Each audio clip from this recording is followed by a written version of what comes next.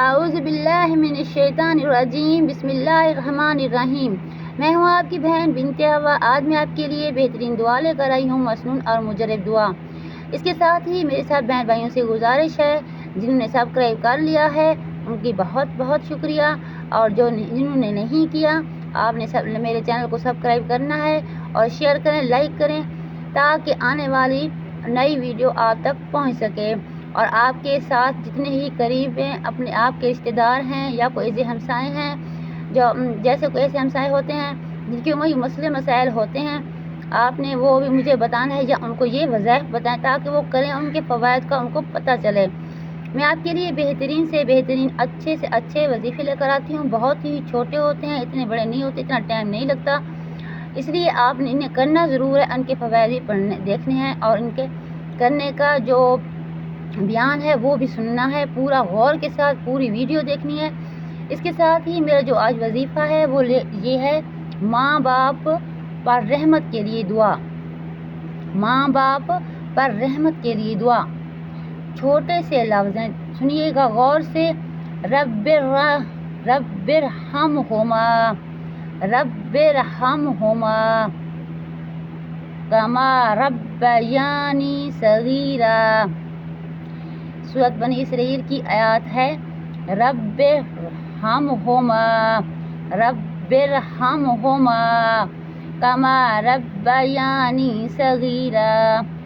اے پروردگار، جیسا انہوں نے والدین یعنی مجھ پر بچپن میں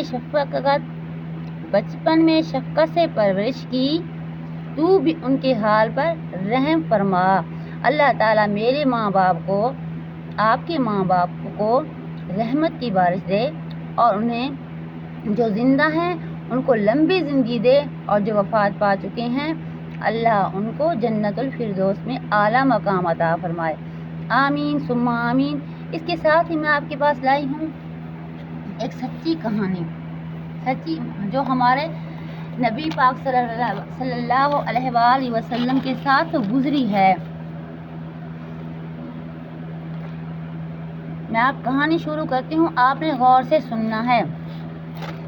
ایک بار حضرت ام سلمہ رضی اللہ تعالی عنہ کے پاس کہیں سے گوشت آیا، اور جناب رسول خدا صلی اللہ علیہ وآلہ وسلم کو گوشت بہت پسند تھا۔ اسی لیے ام سلمہ رضی اللہ تعالی عنہ نے اپنی خادمہ سے فرمایا، یہ گوشت طاق میں رکھ دے، شاید حضور پاک صلی اللہ علیہ وآلہ وسلم آ کر نوش فرما لیں۔ اس نے طاق میں رکھ دیا۔ اتنے میں ایک سائل آیا اور دروازے پر کھڑے ہو کر آواز دی، بھیجو، اللہ کے نام پر خدا برکت کرے۔ گھر میں جو جواب دیا، خدا تجھ پر بھی برکت کرے۔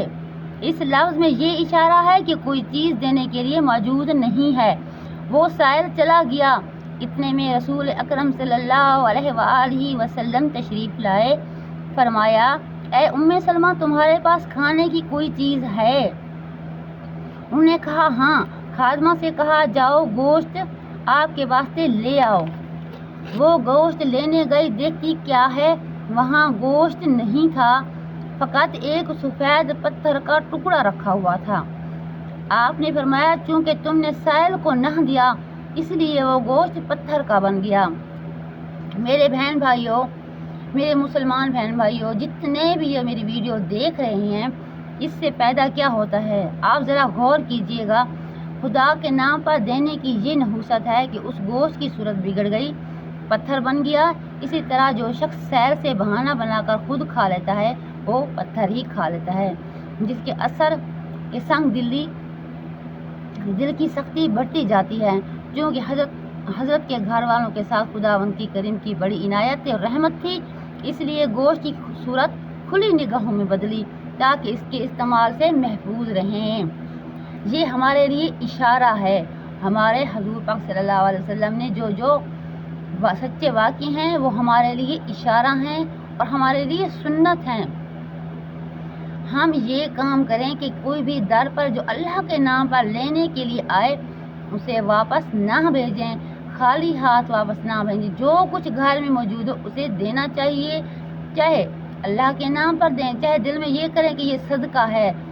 اس کے ساتھ ہی اللہ مجھے دیجیے اجازت، اپنی دعاؤں میں مجھے یاد رکھیے گا۔ اللہ آپ کو جزائے خیر دے اور مجھے بھی جزائے خیر دے۔ اپنی بہن کو دیجیے اجازت، اللہ حافظ۔